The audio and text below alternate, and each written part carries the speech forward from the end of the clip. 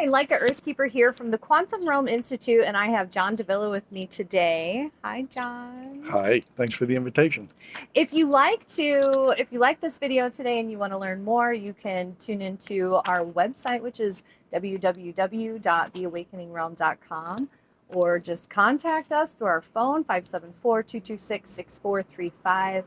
And John, what are we going to be talking about today? Well, we've done a couple of podcasts in the past. One is on meditation and exercises in the mind as you're doing that. And the other we talked about was a 3-part series on happiness.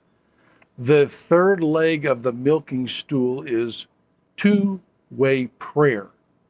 And that brings it all together. So that's what I thought we'd talk about today. You know, could we say that another term for two-way prayer would be channeling? Absolutely. That's a more advanced version of it. Yes. Yeah. Or even meditation, because some say prayer is talking to God and meditation is listening to God. Absolutely. Yeah. So let's dive in. What do you got for us? Well, we have a little script which kind of frames it, and we can run off into side tangents if we like. But it keeps me more focused if I kind of read through the concepts.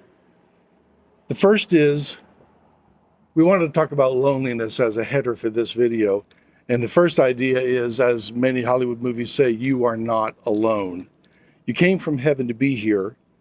Your memory was mostly wiped out. And I love the way Hollywood works that into their movies. It's great. In heaven, we're constantly surrounded by other beings. It took a lot of work for God and the archangels to make this place where we could all feel alone when we want to be. So first I suggest be grateful. But sometimes it's a little too much loneliness, especially when we're surrounded by other people, yet we feel disconnected. It's a very strange feeling. So how do you resolve that feeling? Well, you wait for the ambulance to go by getting into two-way conversations with our guides.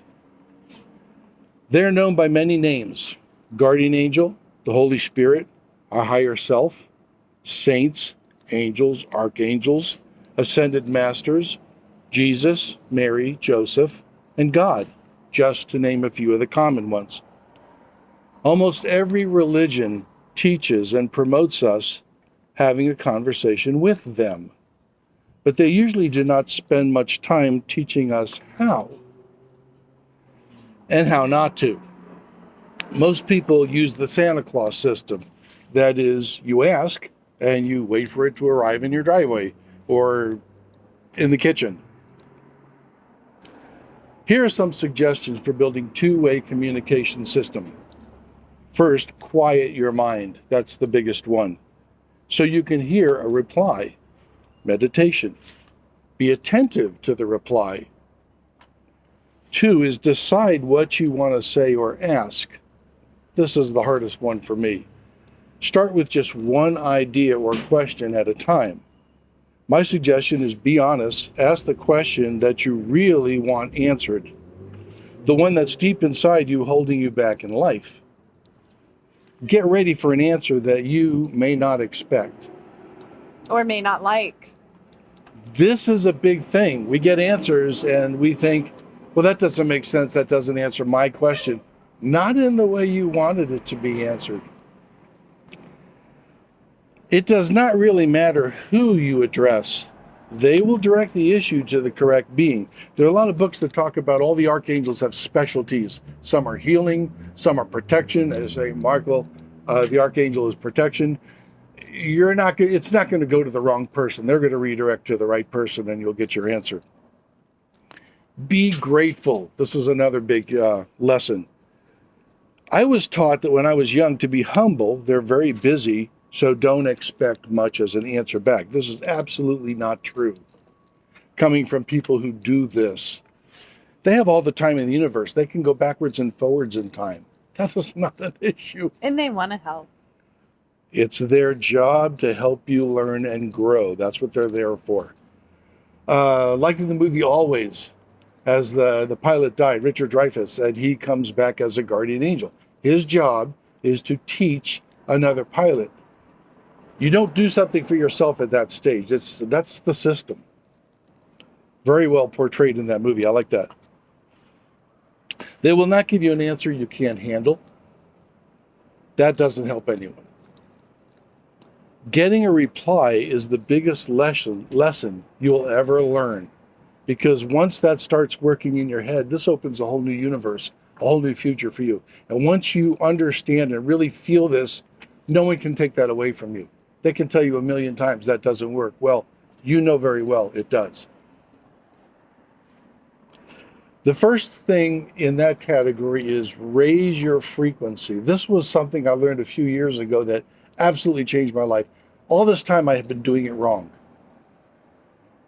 Get into the vortex is a common phrase.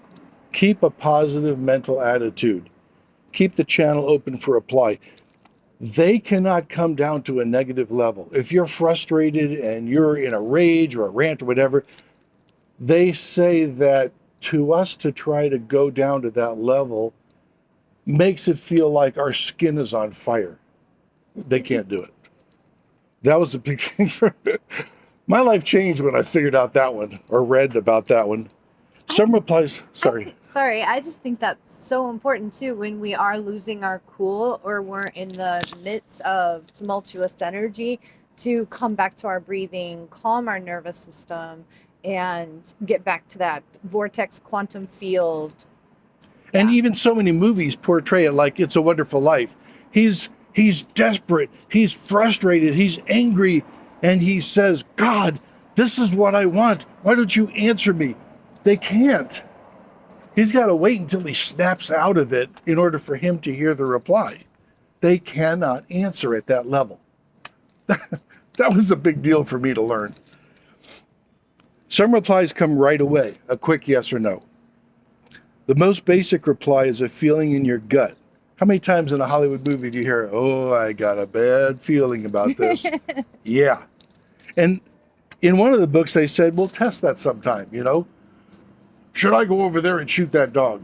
And immediately I get a bad feeling in my stomach, like, wow, it really works. I mean, everybody knows I wasn't going to shoot the dog, but just to test the system, you know, it's once that happens a couple of times, you realize, oh my gosh, this is really amazing. Another way to get a reply is to send a reply through your normal senses. This one's the most complicated because as you're getting information in, like they explain in the movie always, to the receiver, it feels like it's your own voice talking. You might get a feeling and your brain interprets it and you hear it and you get the answer, but you think, well, that just came from me. Okay, here's the proof. One day you're going to get one of those answers and you're going to realize that, wait a minute, I never knew that. I never thought that way. I mean, that's a word I never use. That didn't come from me. That's when you know, that's right, it didn't come from you.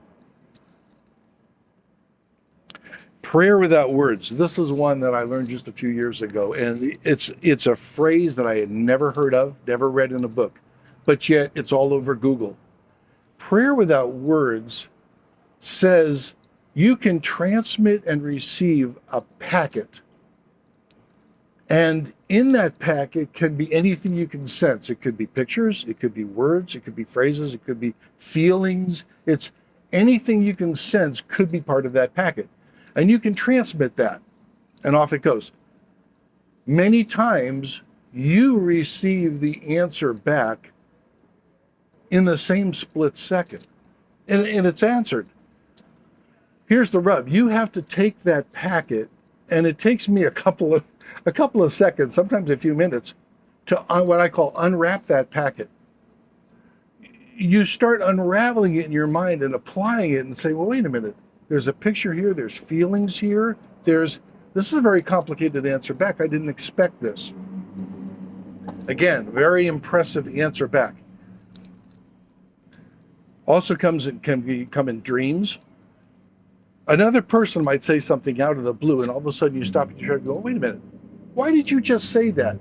Well, sometimes they don't know why they just said it. It was just a feeling they got, and it blurted out, and it's the answer to your prayer. It was a message from someone else. Yeah. I've even seen billboards or lyrics and songs have been messages of spirit trying to communicate to me. Song comes on the radio and you think, oh my God, that is the answer to my question right there. And I never thought of that before. Yeah. This is the one that absolutely blows my mind. A loud voice. I was walking in a factory one day in a very noisy, filthy place. And I was so depressed and frustrated. I go, why am I here? And I heard like someone screaming, a man's voice, someone screaming in the back of my head, why are you here? Tell me. And I looked around like, who was that? And I knew what it was. My guardian angel saying, give it up. You're here for a reason. You're here to help these people. You're here to advance their computer system. You're here to clean up the mess. You're here to, and I said that back to him. I said, yes, I know why I'm here. Yeah, sorry, my tantrum's over. I'm done. Okay, let's go on. But I'll tell you what, when you hear that loud voice in your head, you never forget that one. That was, I've had it more than once, and that is a really amazing reply. A nagging feeling that will not go away. This is the one I think that most of us think that, oh, that's just me talking to myself. I need to mow the lawn, I need to mow the lawn, I need to mow the lawn. No, I need to buy that book, I need to buy that book, I need to buy that book. And one of them was when I first called you, I was trying to read a book. And somebody kept saying, call her right now, call her. And I said, I can see that you're not going to leave me alone until I make this call. And after I made the call, it went away and I was able to read my book. This stuff, it really leaves an impression in you. Mm-hmm. Why is this system used? The Earth is a free will planet. Mm-hmm. They are not allowed to interfere in your life unless you are invited. Some of us every morning pray the prayer, I give you permission to interfere in my life. And you can say, all positive beings, I give you permission to interfere in my life and give me any suggestions or ideas that you think will be helpful. Mm-hmm. That's a fabulous morning prayer. Oh, that's another thing I forgot to write down. In most books, they say a prayer like that is only good for 24 hours. You have to refresh that wish on a regular basis. And morning or evening prayer is a perfect way to do that. My bad habit. Yeah, my bad habit before I learned packets of prayers was I would start to pray morning prayers or something like that, and I would get distracted, and I'm off between the flowers. I mean, I'm thinking of this, thinking of that. I'm out in the driveway one morning, my cup of coffee, saying my morning prayers, and I heard in a very clear voice, excuse me, are you done talking with us or are you still talking to us? And I said, I am so sorry. That is such a bad habit of mine. I really have to stop that. Well, and that's when they said to me, you need to look up prayer without words. And from that moment on, my morning prayers lasted about 3 seconds. I'm grateful. Thank you very much for helping me out. Please continue to help me. Don't forsake me. Here's the issues of the day. Any help you can give, I appreciate it. Boom, it's off. Another debate is, once you say something like that, do you keep thinking about it? The usual answer is no, let it go. Because if you keep thinking about it, you're pulling it back, modifying it. You don't want to do that. Say what you mean what you say, turn it loose, and then wait for the reply. Do not be afraid to use passion with your prayers. In fact, there are books on just this concept. It's all about feelings. It helps transmit, it helps broadcast, it helps put color, put emphasis, put strength on what you're saying. So, and one of the best examples is Jesus used to do that. Very passionate prayers were his examples. So use that. I've got a couple of examples of the thousands of books on these topics that are wonderful. That's a good book. The first one is Conversation with God, in which the guy that was very much like It's a Wonderful Life, down and out, his last 50 cents. And he said, God, why are you doing this to me? And he wrote 3 books on God's answers. And while you're reading this, you're a little cynical going, well, wait a minute, what would God say? Oh, the book is fabulous. You could just see God saying this to all of us, saying, I'm here to support you, but you're doing silly things. I can't support silly things. Wonderful book. Of course, how many parables that Jesus in the Bible uses? Healing is one of them. There's a book written by a Catholic priest entitled Healing, where he analyzes the methods Jesus used to heal and what the Catholic Church teaches priests and what they do in hospitals and how they pray with the surgeon who's about to operate on you, that healing, because no surgeon can heal. He can only cut and remove things or change things. He knows, and most surgeons, he says, I've seen so many surgeons pray in an operating room that I hope this patient is healed because I have no power to heal. Getting Your Mind in the Vortex, Abraham Hicks, fabulous book. Get in the right frame of mind so you're listening. There's a whole series of books that talk about communication with angels, how to hear your angels, fabulous. If you walk away with 3 points from this, it's well worth the read. Angels 101 and Ask Your Guides, all along the same line, fabulous books. The Autobiography of a Yogi.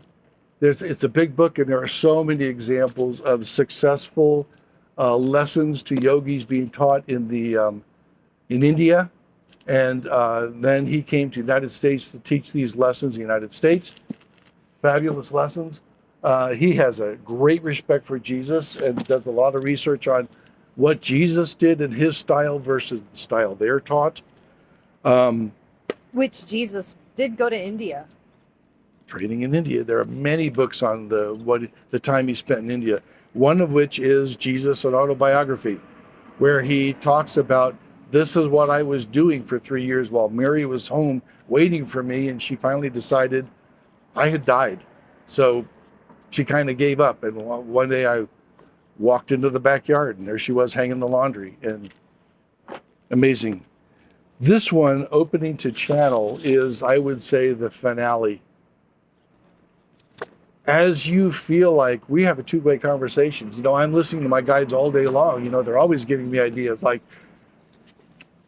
my favorite one, I always like to leave work at noon and get away from the office and go have lunch somewhere and look at my day, how's it going, plan the rest of my day, and come back.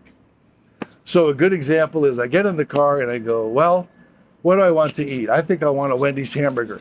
And of course my guardian angel goes, I don't care what you have to eat. Okay, well, I forget, where's the Wendy's? And I'm trying to think, and I'm driving along and I hear, go to Burger King. And of course I start my rant. I don't want to go to Burger King. Burger Kings are great, but I don't want to go there today. Today I want to go to Wendy's. Go to Burger King. Well, by now you would think I would stop arguing because he's always right. That's okay, fine. Go to Burger King. Okay, I know where Burger King is. Now to get there, okay, I'm on my way to Burger King. Well, I make a right turn. I'm sitting at the railroad track, sitting at the red light. There's the Burger King. Are you happy? Behind the Burger King is the Wendy's, and I keep forgetting that because you can't see it from the road. I go, yeah, once again, you're right. There's the Wendy's. That's where I wanted to go. Thank you very much. The one I really love is, okay, I got my keys. I got my cell phone. You're forgetting something. No, I'm not forgetting anything. I've got everything. I've laid out here. I've got it all. No, you're forgetting everything. Most of the time is when the car door slams. That's when I realize, oh, there was that book I wanted to take. The worst case is when I get there and I say, oh yeah, he's right. I forgot that book I was going to bring here, which is why I'm here, and I forgot it. So, in the days before we had the internet, and it was hard to look up things you had at the library, but you have at your disposal a whole crew of beings that can see the world in a far more advanced way, that have access to information, and they can communicate with you, but they're not allowed unless you invite them. Invite them. Invite them and say, anytime you think of something I should know, please understand, they cannot force someone to do something that's a violation of free will. Make that person love me. Make that person hire me. That cannot do it. Not allowed. However, turn it around. Make me a more loving person. Make me a more hireable person. When I get there, remind me of the things I really need to say, like this broadcast. And all of a sudden the stuff pops into your head, and later you think, what? I didn't write that down. How did that come out? Yeah, it's a great system. It works. It does. Thank you so much, John. I love all of this that you explained that in the way that you did. Thank you. It's not my ideas. It came out of a whole pile of books. The knowledge is power. Thank you guys so much for tuning in. And again, if you want to know more about us, we are the Quantum Realm Institute, Yoga and Mystery School. If you want to know all the secrets of the universe, we hope you join us, www.theawakeningrealm.com or 574-226-6435, or come see us. We're downtown Elkhart. Elkhart, Indiana. Believe it or not, by the